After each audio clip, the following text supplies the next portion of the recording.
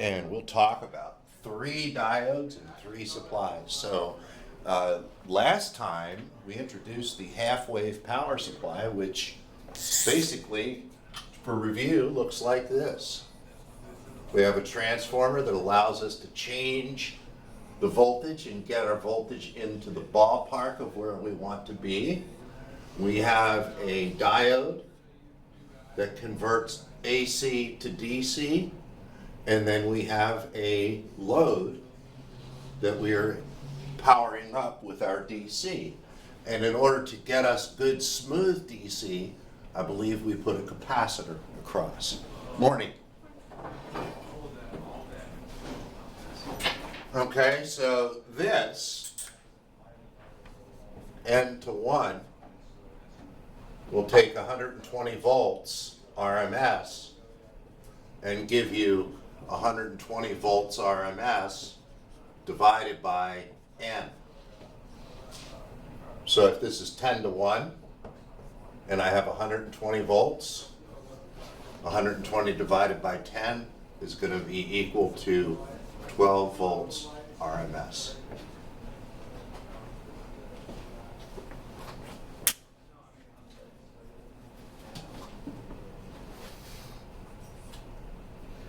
Okay, and that's how we can get different values like 9 volts, 12 volts, 18 volts, whatever volts we want, by selecting a transformer that brings the voltage down close to what we need.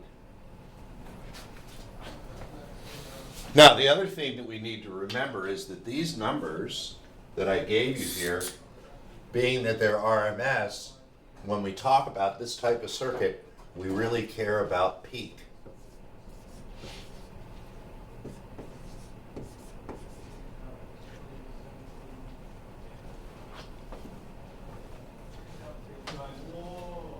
Okay, remember, VP is equal to VRMS times 1.414, or VRMS divided by 0.707.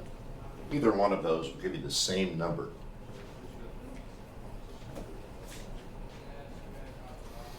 So I have 18 here. I lose plus minus 0.7 for the tax that the diode charges for doing its job. That leaves me 17.3 volts at this point here.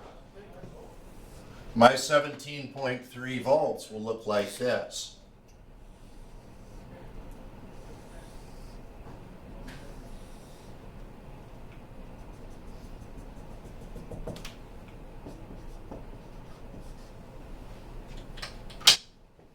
And my capacitor right here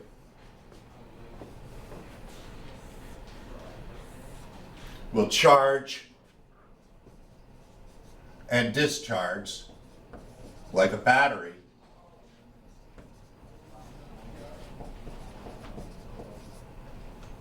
keeping the voltage above the 0-volt line and closer to an actually flat line. And we called this half wave.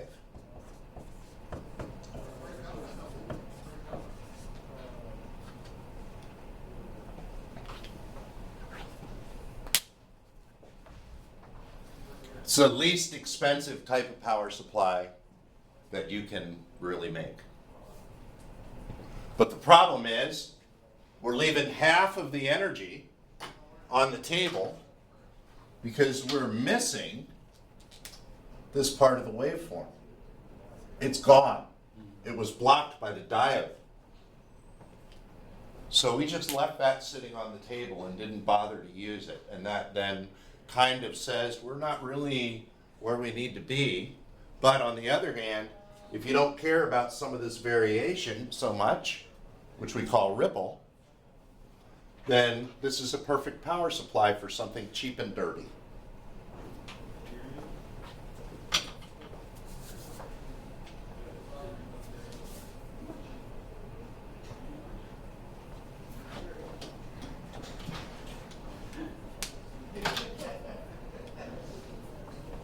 Any questions? We covered this on yesterday or Monday, I guess, I think. Yesterday. Was it yesterday? So we covered this yesterday, and I will be posting that video as soon as I can, in addition to today's. So if you missed that, which a couple people, guys did, you'll be able to catch up on that video. But this is basically what we did throughout that time. All right? Any questions? Otherwise, I'm going to go ahead and erase it and look at supply number 2 and diode number 2.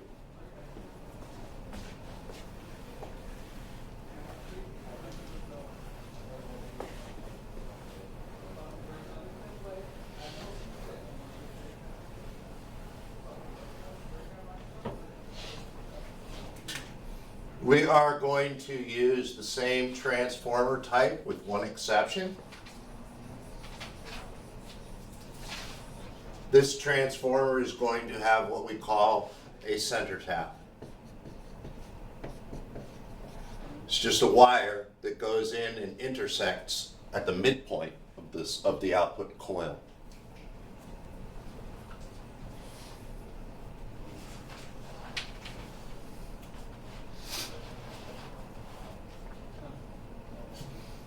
All right, we are going to put this through 2 diodes, combine them here, and put them through a resistor, which is our load. And we are going to tie our center tap to ground. 180 volts peak. 10 to 1 will give me 9 volts peak here and 9 volts peak here, which totals up to 18. So now I have a center tap so I can get half of that voltage.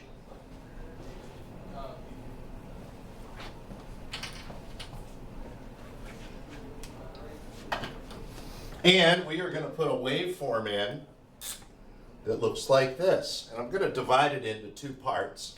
I'm going to divide it into a positive part and a negative part.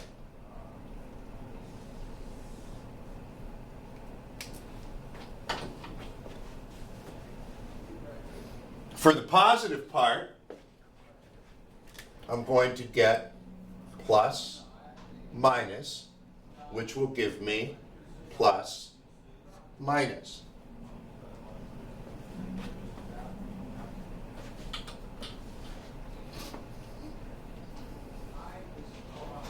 Electrons want to flow towards what?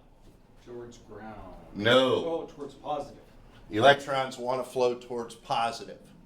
So electrons are going to come up this way from ground, and they're going to reach a junction. And when they reach that junction, which way are they going to go? They could go this way because this diode is in the right direction, so the electrons could go through it, or it could go this way to this point. Which way will it go? The positive. It will go towards the positive. And what about the electrons that are already in the wire?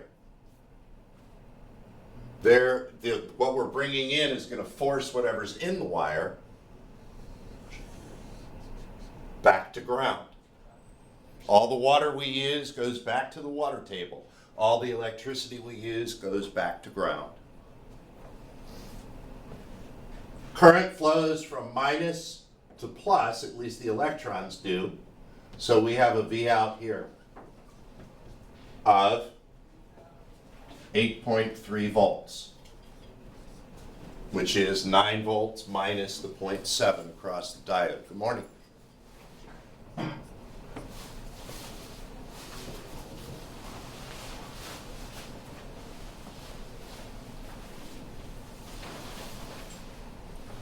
All right, does everyone understand the path that the current is taking and why it's taking that path? Yes. It's all a question of attraction, right? Where's the 8.3 coming from? Well, remember, all diodes charge, you don't remember because you weren't here when we talked about it, but all diodes charge a tax of 0.7 of a volt to do their job. So you're going to lose that 7/10 of a volt across the diode. So we have 9 volts here. We're going to have 8.3 here. Okay. All right, so we're going to lose that 7/10 per diode. So what happens then during the blue portion? During the blue portion, we will reverse our input because the waveform is backwards, and that of course is going to reverse our output as well on the secondary side. Again, electrons will flow up through the resistor, come to this point, and what will they do? We'll go down. The blue is going to go down towards the plus, so it's going to take the opposite route, go through the diode and to ground. Plus minus 0.7 volts again, and plus minus V out of 8.3 volts. Currents flowing in the same direction for both times, so the voltage polarity is going to be the same. That's going to give us an output that looks like this. And bear with me, I will try to do this in living color.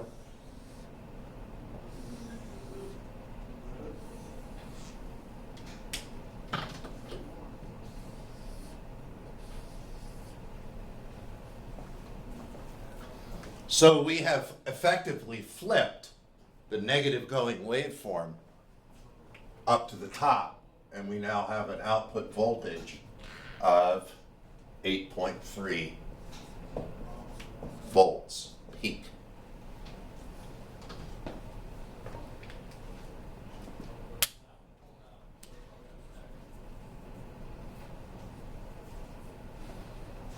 And we can do what we did before, put a capacitor over here in parallel with our load. Capacitor acts like a miniature battery. It charges and discharges. And now we have like army barracks. Now we have a much closer version of DC, which now pretty much looks like this. No longer does it decline all the way down to this point. We're pumping it up again in half the time that we were before. So that makes the DC a little bit more pure. And unlike the half wave, we are now using both halves of the waveform. So this then becomes a full wave. And we are using a center tap.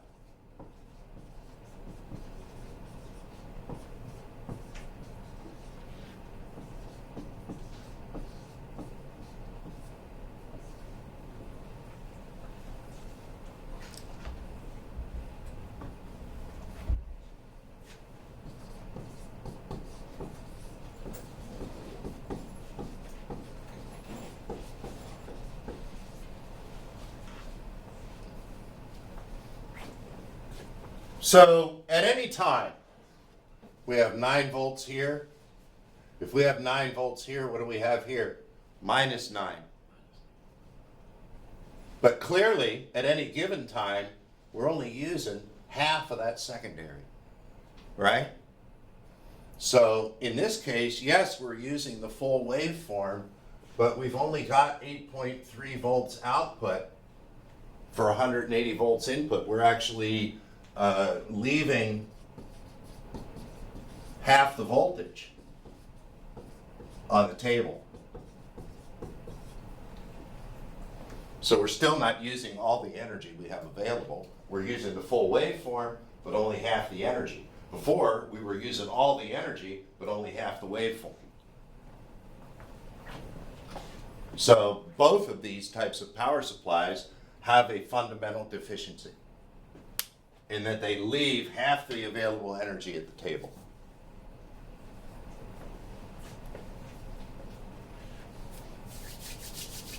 All right?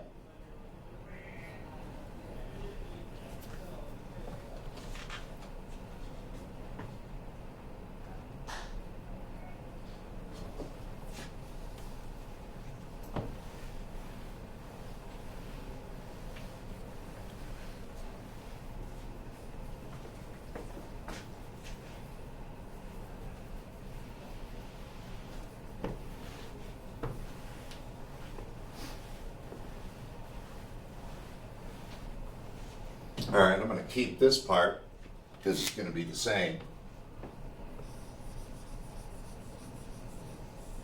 No center tap this time, but this time we're going to make a curious arrangement of diodes.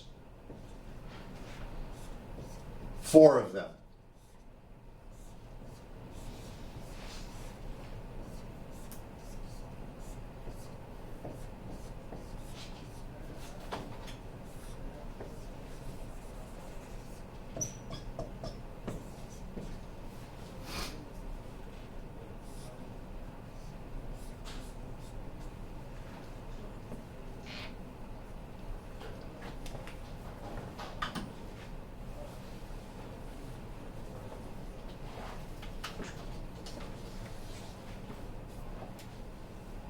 Okay, you'll notice that all the diodes aim in the same direction to the right.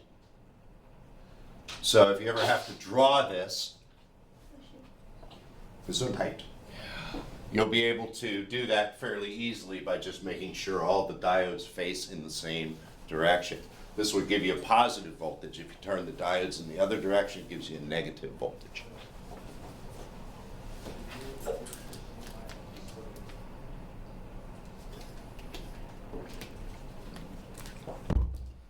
So once again, we'll go ahead and look at this in 2 distinct pieces. The red piece gives us plus minus, and that's going to give us plus minus here.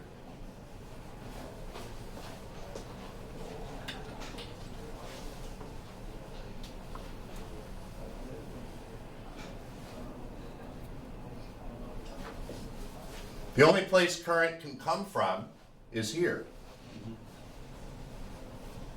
And when it reaches this junction, once again, it has to make a decision. It's going to go towards the positive. That's going to carry it this direction, down through the transformer, and back over here, and to ground. 0.7 volts and 0.7 volts.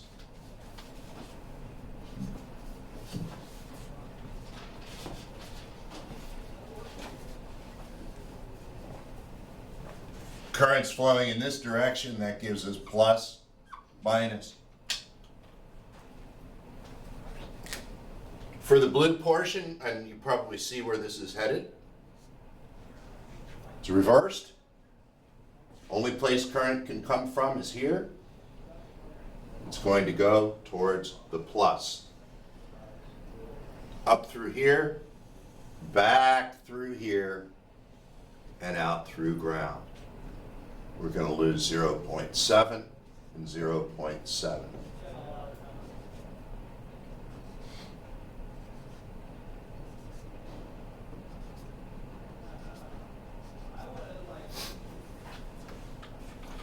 Current's flowing in the same direction here, so we will have the same polarity, and once again we will end up with the same basic waveform we had before, which is this.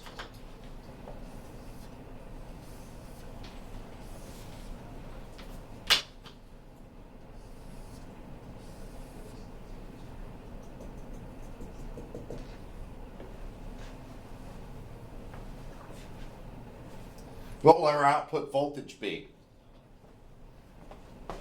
What value will I have here?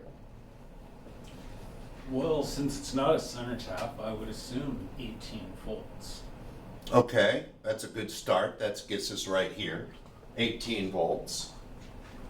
Right here. Yes, right there. What would that do? But we're losing 1.4 volts each signal. We would have 16.6. So you'd have 16.6.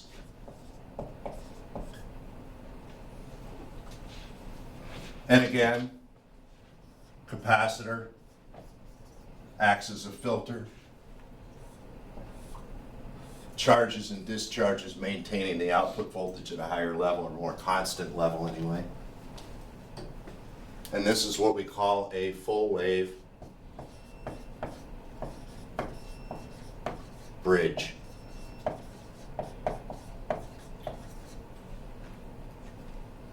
This part right here being the bridge. And you can actually buy those bridge rectifiers, and it'll have a diagram on the front that shows you where the diodes go and which pin is which diode, etc. You can buy one of these as a small unit. They're about this big.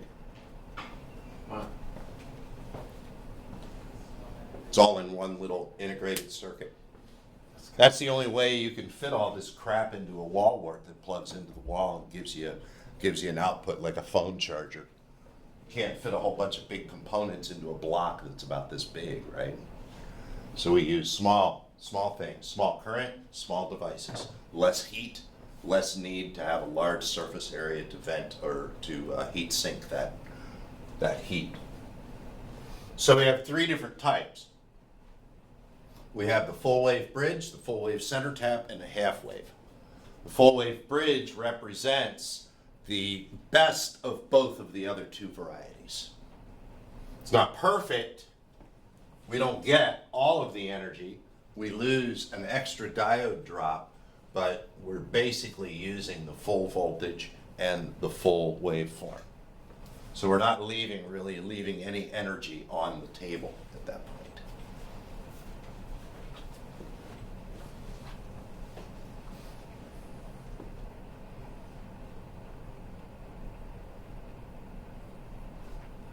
Questions?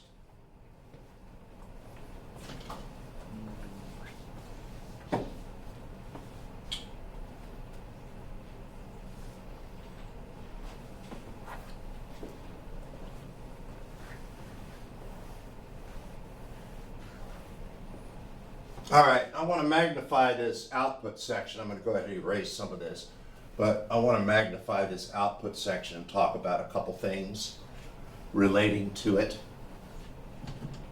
So at the output of our circuit, we typically have something, and I'll draw this part of it. Here's our bridge, the ass end of our bridge. We come out here and we have a resistor over here on the side.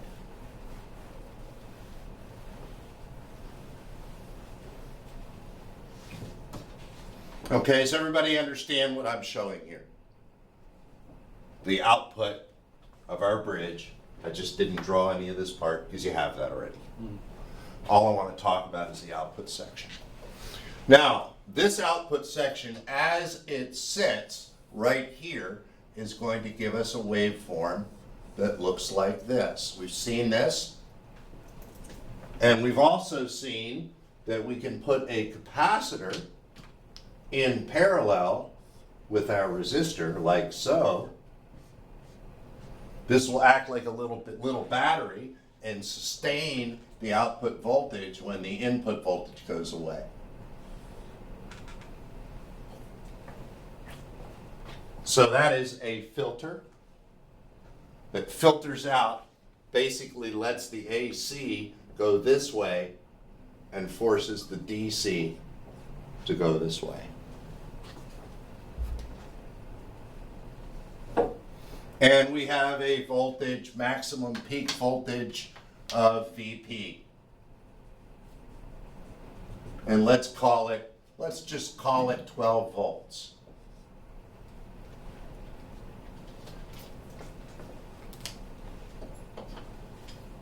Okay, but that 12 volts actually goes down to maybe 11, maybe 10, depending on how you scale the drawing.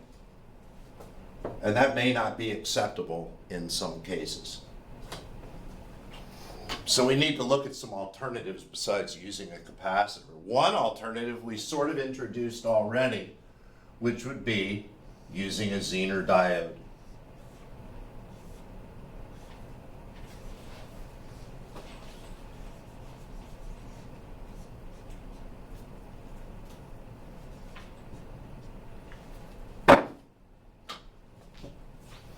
All Zener diodes come with a voltage rating.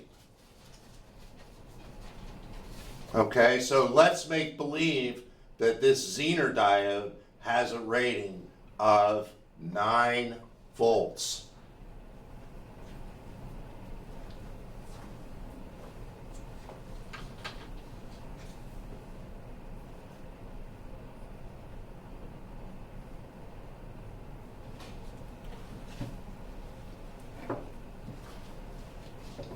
Okay, I want to look at this envelope here. I want to take these out because they really don't exist.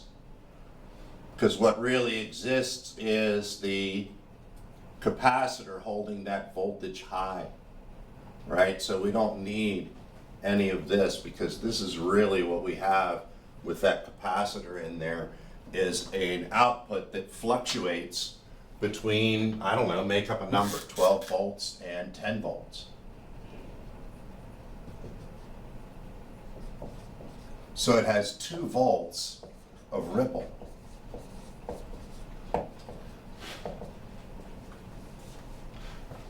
That fluctuation in the power supply is called ripple.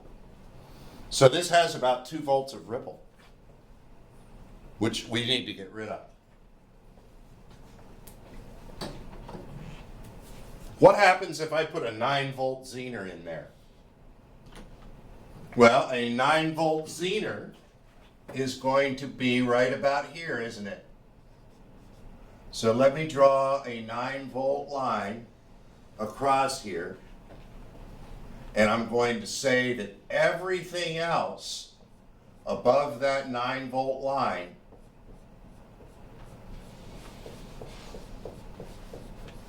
is going to go through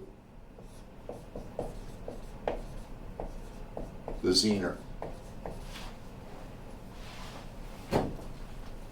Remember, voltage is pressure.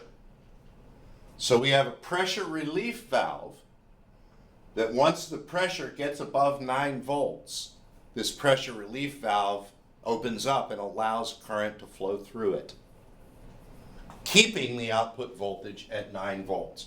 Much the same way that your hot water heater has a valve on it that keeps the pressure from getting too high.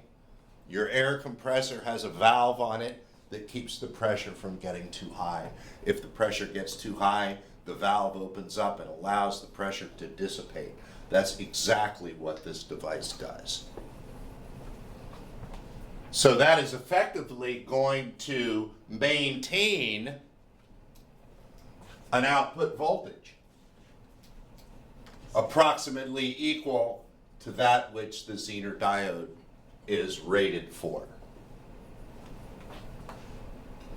But, and a big but it is, all of the current that comes through here is wasted.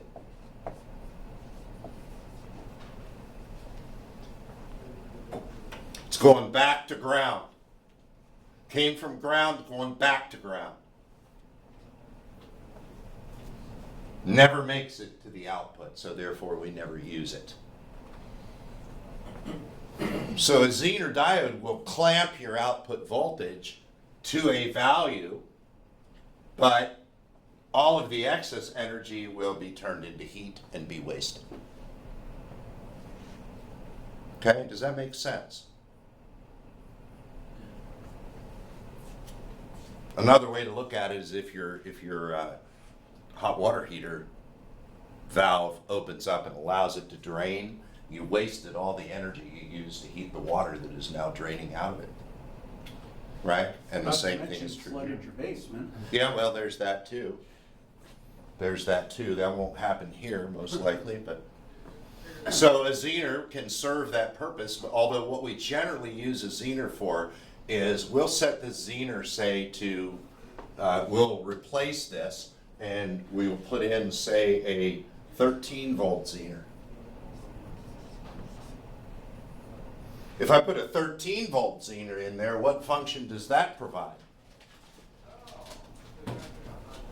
The output's only 12. So why would I have a 13-volt Zener? In case your peak goes over 12? In case my peak goes over 12, what happens if there's a malfunction somewhere else in the circuit?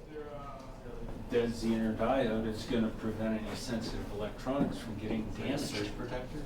Right, it's gonna act as a surge protector if it's fast enough. Remember, surge protectors are rated not just for how much current they can handle, but for how fast they can respond. Right? And, circuits take time. Again, we've said this before, there's no such thing as a vertical line in our field. Nothing happens in 0 time. It takes time to do everything. Everything takes a certain amount of time. So as we add these different components, we're making our circuit a little more responsible. And we can then look at a third option.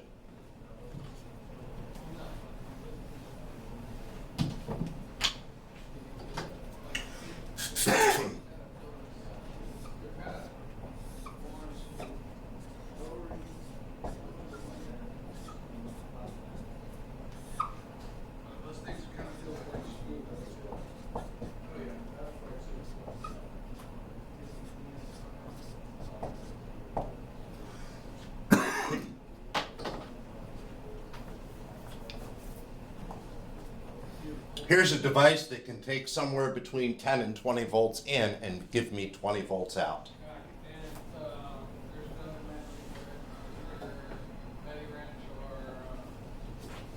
This is what we call a voltage regulator.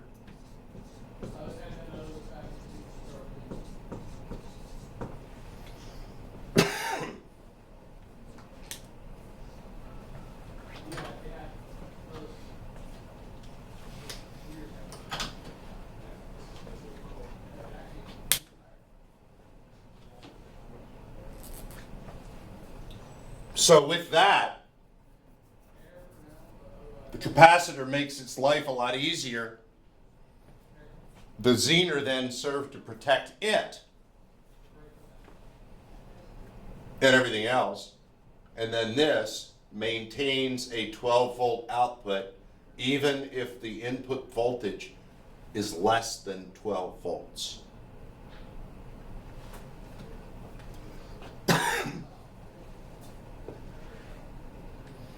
So here's a question.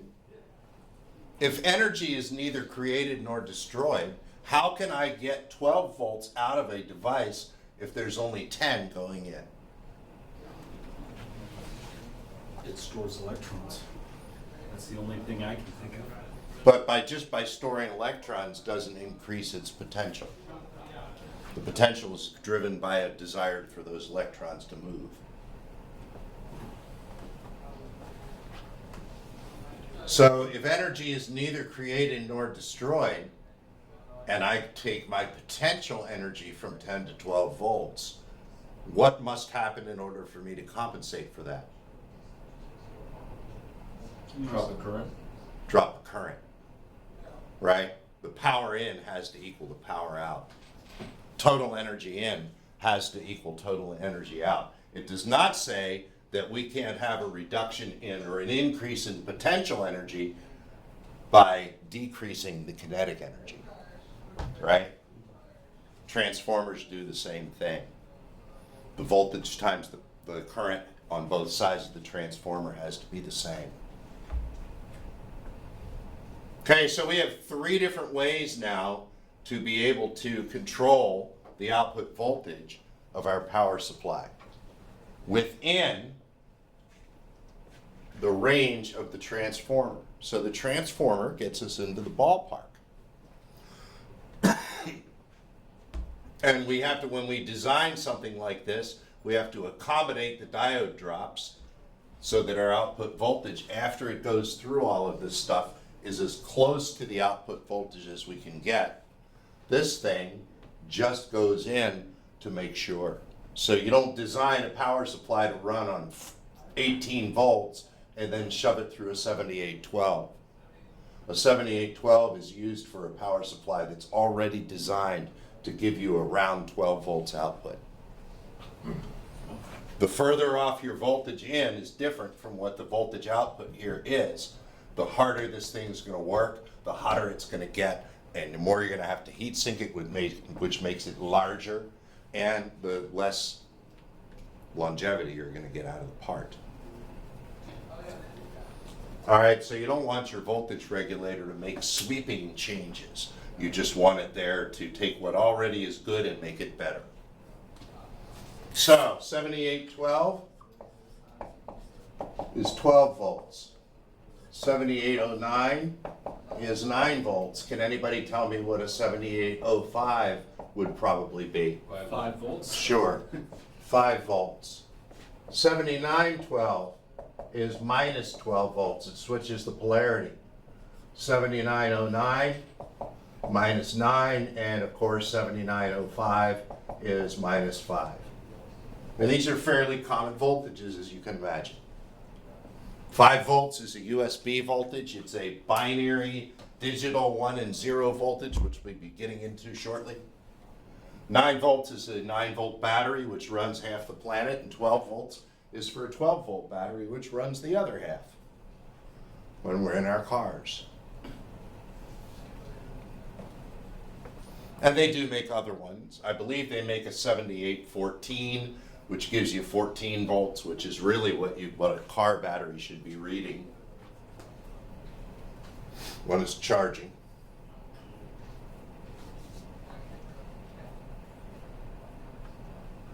Question, Yeah, isn't there a regulator you can adjust the power output with?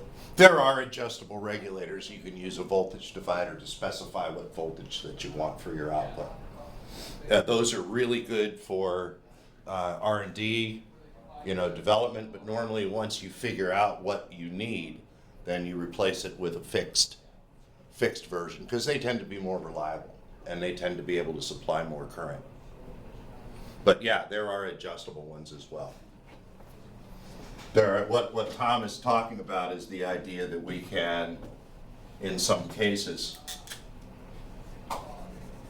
put an adjustable resistor here and change the output voltage between two different values.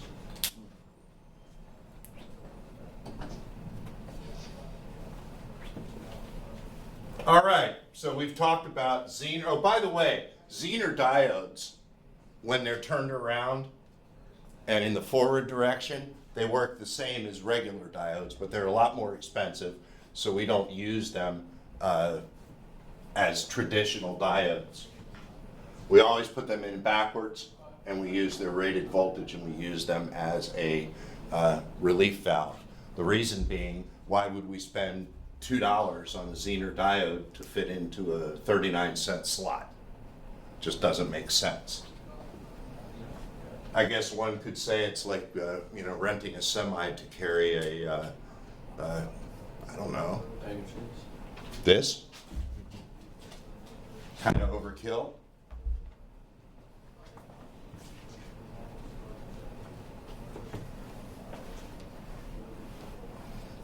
All right, and the last item for today is diode number 3,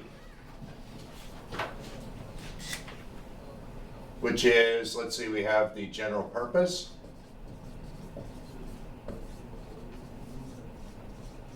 the Zener, and the LED. General purpose looks like this. Zener looks like this.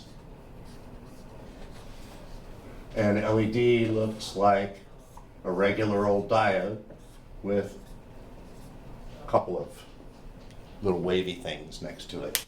Sometimes they just use arrows like this. Depends.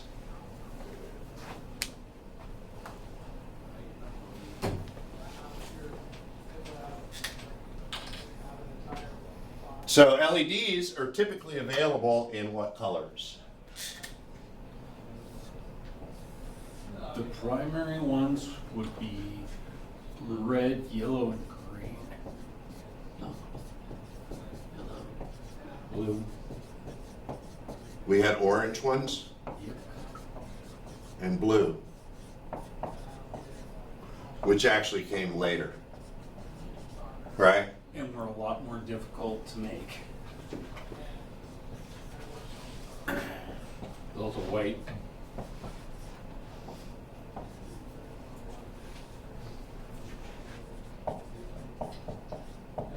And they do make ultraviolet, i.e.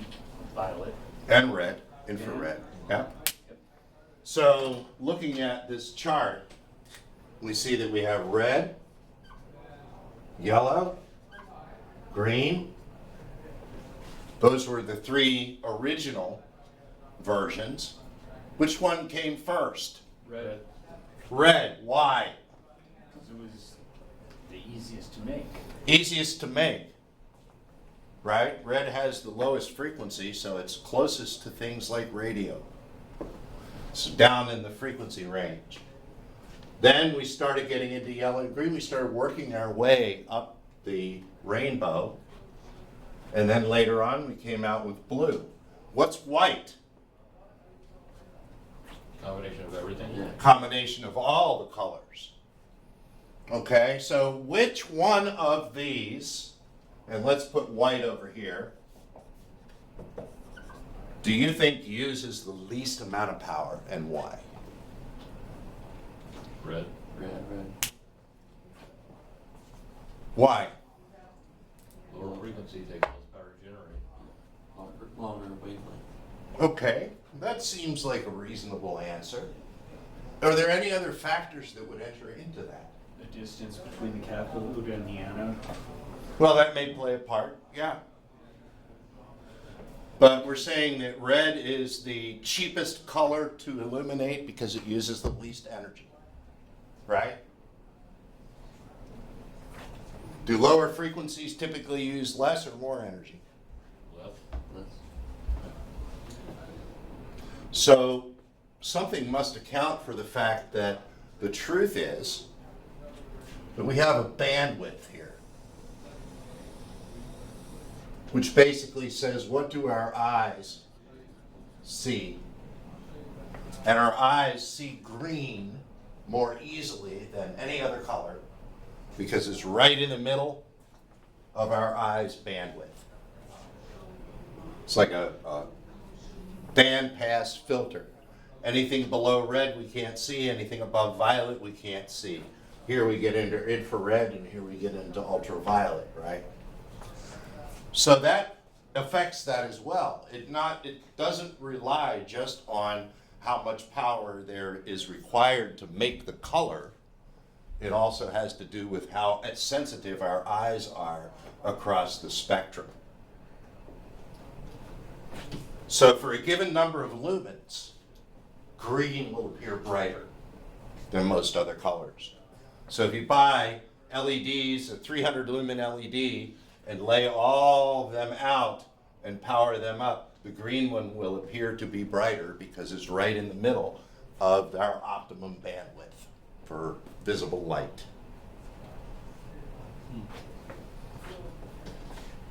All right, Jacob's ladder. Who can tell me what a Jacob's ladder is? It's a never-ending ladder.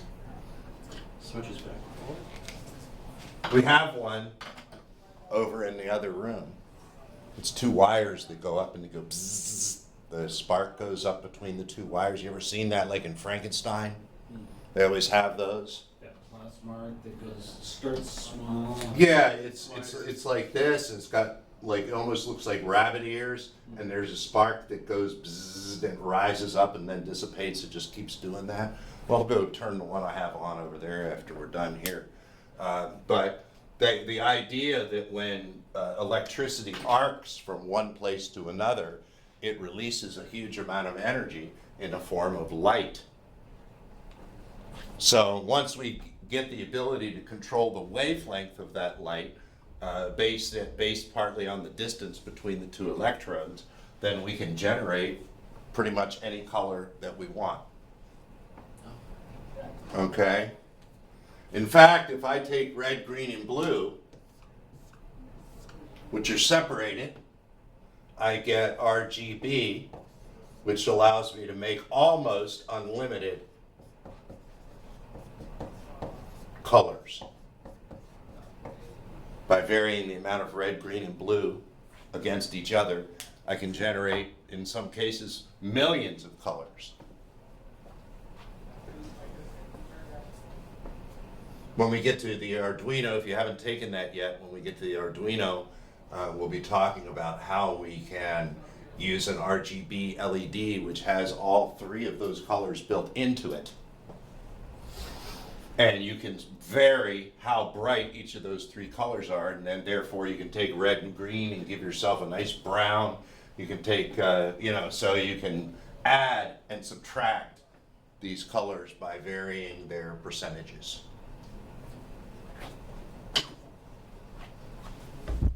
Okay, so LEDs tend to use a little more current. They drop a little bit more voltage than traditional LEDs. But you could use them in other circuits, but why? They're designed for a certain reason. They're designed to illuminate things. They're only there for one reason, and that is so that whatever hardware you have can communicate with you. They're really not used for much else other than communicating with people. So when you see one of these 7-segment display, it's actually 7 LEDs that are built in that pattern, and each one can be lit independently so that we can make, for example, the number 3 by lighting those and leaving these blank. So we use LEDs a lot. LEDs are often used to indicate status. So you may have an LED on a circuit board that no one else but you will be able to see because it's behind the non-user removable part. And you can open that up. A lot of times furnaces and stuff have LEDs that indicate their status. So if your furnace isn't working, you might get 3 short beeps and 1 long beep, and it'll tell you what part of your furnace is messed up. So they can be used for a lot of things, but generally 99% of the time they are used to communicate with us. So we have looked at 3 different power supplies, we have looked at 3 different diodes, and we are done for the day. Anybody have any questions on anything we covered today?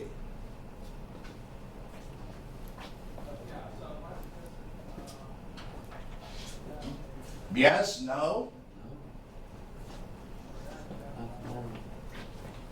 Well, alrighty, I'll turn off the recorder. How are we doing?